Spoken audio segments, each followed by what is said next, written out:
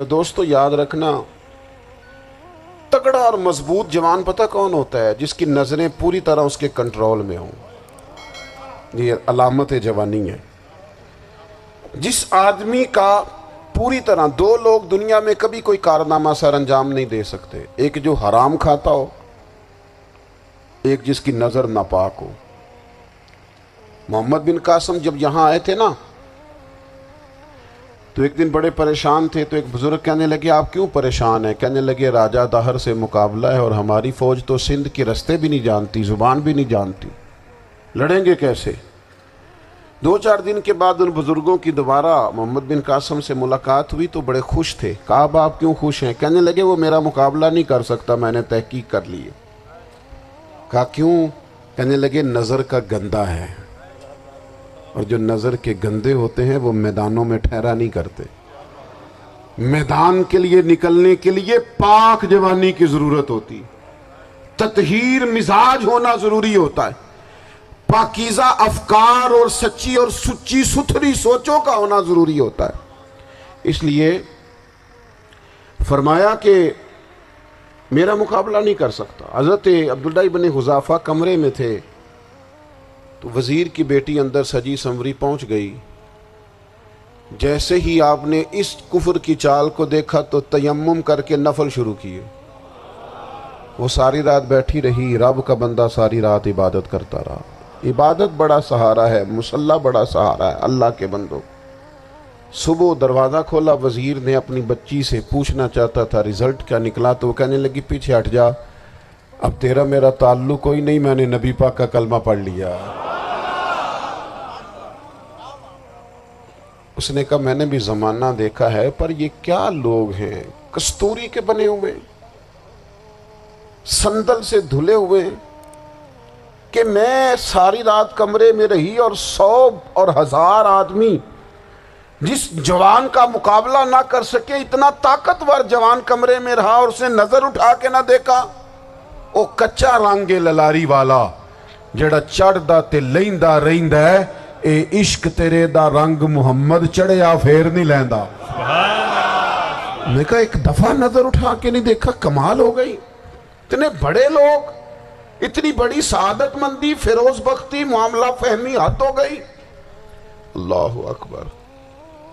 دوستو بادشاہ جب پوری طرح ہار گیا نا، اس نے کہا مار دو۔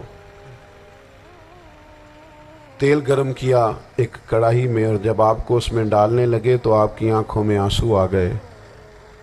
بادشاہ کا خیال ہوا شاید نرم ہو گئے ہیں، کہنے لگا روئے کیوں؟ فرمانے لگے سوچتا ہوں جان ہی ایک ہے، کتنا مزہ ہے اس کی راہ میں جان دینے کا، کتنی لذت ہے اس کے نام پر مرنے میں، کتنا لطف ہے۔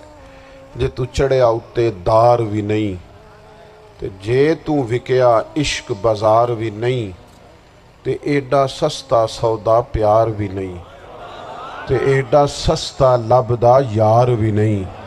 کئی جنگل گانے پیندے نہیں، کئی دوزخ لنگنے پیندے نہیں، جے وہ اس ملوں بھی مل جاوے، ایدوں سستا ہور بپار بھی نہیں۔ تے کچھ سمجھ نہ آوے لوکانوں وہ کادے نال شہید کرے، ڈٹھی یار دے ہاتھ تلوار بھی نہیں، پر او دا خالی جاندہ وار بھی نہیں۔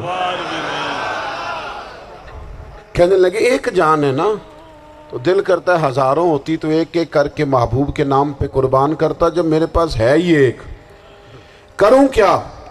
حضرت عبداللہ ابن حذافہ رضی اللہ تعالیٰ عنہ جب روئے اور بادشاہ نے یہ بات سنی تو بادشاہ اٹھ کے کھڑا ہو گیا، سارے وزیروں مشیروں کو کہنے لگا تم نے کہا تھا نا بندہ ضائع کرنے والا نہیں، یہ بھی ضائع کرنے والا نہیں۔ کہنے لگا میرا ماتھا چومو، تم جیسے لوگوں کو قتل نہیں کرنا چاہیے، آزاد کرنا چاہیے۔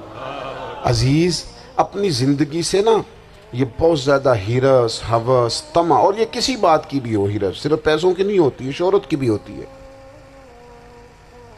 یہ بیماری انسان کو اقتدار کی بھی ہوتی ہے، تعریف کی بھی بیماری ہوتی ہے، یہ سارے نقص ہوتے ہیں لوگوں کو، اور معاذ اللہ بعض جبوں کبوں کے اندر بھی ہوتے ہیں، وہاں بھی پنپتے ہیں۔ اپنی زندگی جب تک اس سادگی میں نہیں لاؤ گے جو رسول پاک نے عطا فرمائی ہے، جب لوگ آسانیوں میں پوری طرح الجھ گئے تو پھر وہ دور ہوئے اور کفر چڑھ گیا۔ دوسری بات، اللہ کے محبوب صلی اللہ تعالی علیہ وسلم کی محبت ہم سے تقاضا کرتی ہے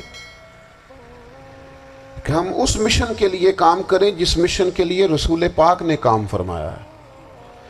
ہم سارے کام بڑی مضبوطی سے، سوچ سمجھ کے، تدبر سے، حکمت سے، تقاضوں کو مد نظر رکھتے ہوئے کرتے ہیں سارے کام۔ دین کے کام میں ہمارا مزاج نہیں ہوتا، او ہو جائے گا جی، آپ بسم اللہ پڑھیں جی، شروع کریں جی۔ آپ تقاضوں کو سمجھیں، چیزوں کو دبائیں نہیں، چیزوں پر غور کریں۔ کسی کے ذہن کی سطح پر سوال ابھرتا ہے، اس کا تسلی بخش جواب دیں۔ اپنی زندگی میں دین کے کام کے لیے اپنے آپ کو وقف کریں، اور دین کے کام کے بہت سارے پہلو ہیں۔ ہزاروں لوگوں کو قرآن پاک ٹھیک پڑھنا نہیں آتا، ہزارہا لوگ ہیں جو قرآن مجید کے مطالب سے آگاہ نہیں ہیں، دین کی بنیادی ضروریات سے لوگ نابلد ہیں۔ میں آپ کو کس طرح یہ بات سمجھاؤں کہ ہزاروں کی تعداد میں طلاقیں اس لیے ہوتی ہیں کہ مردوں کو طلاق کے مسئلے نہیں آتے، انہیں پتہ نہیں ہے کہ مجھے حقوق زوجین کے معاملے میں کیسے چلنا۔ ڈھیر سارے گھروں میں تباہی اس لیے ہے کہ تربیت اولاد کا دینی منہج ہمیں نہیں پتا۔ اپنا حصہ ملائیں دین کے کام میں۔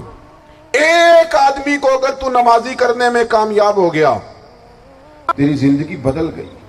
وہ دین بیزار لوگ جو ہمارے بیچ بیٹھ کے ہماری نوجوان نسل کو پگڑی اور داڑھی کا نام لے کے بنیادی طور پر دین سے دور کرتے، ایسے نوجوانوں کو دین کا پیغام محبت دے کر دین کے قریب کرنا ہماری ڈیوٹیوں کا حصہ ہے۔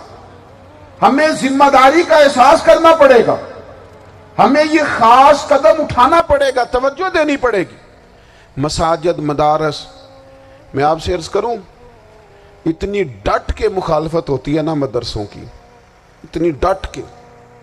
میں ادارہ چلاتا ہوں، اس کے چلانے میں جو مشکلات ہیں وہ تو ہم بتا نہیں سکتے آپ کو، اس لیے کہ میری قوم، میرا اس قوم سے تعلق ہے جو نعت خواں امیر کرنا چاہتی ہے، مدرسے نہیں۔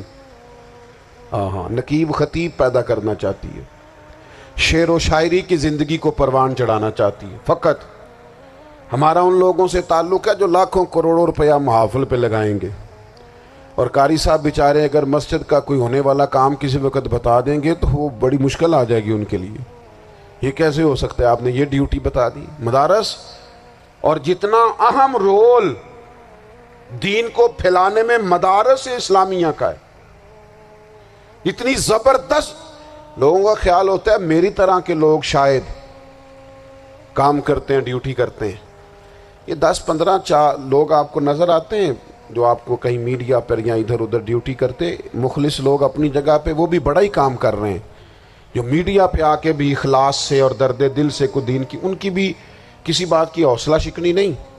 لیکن ہزارہا اساتذہ جو مدارس میں بیٹھ کے پڑھاتے ہیں، جنہوں نے وہ سارے لوگ تیار، آپ سمجھ نہیں سکتے کتنا بڑا کام۔ حفظ کا استاد جو ہوتا ہے نا، اس کی ڈیوٹی 24 گھنٹے ہوتی ہے، فجر سے پہلے، اور اس نے بچوں کو اٹھانا۔ تنخواہ تو ہم انہیں دینا نہیں نہ چاہتے جی، تنخواہ نہیں دی انہوں نے۔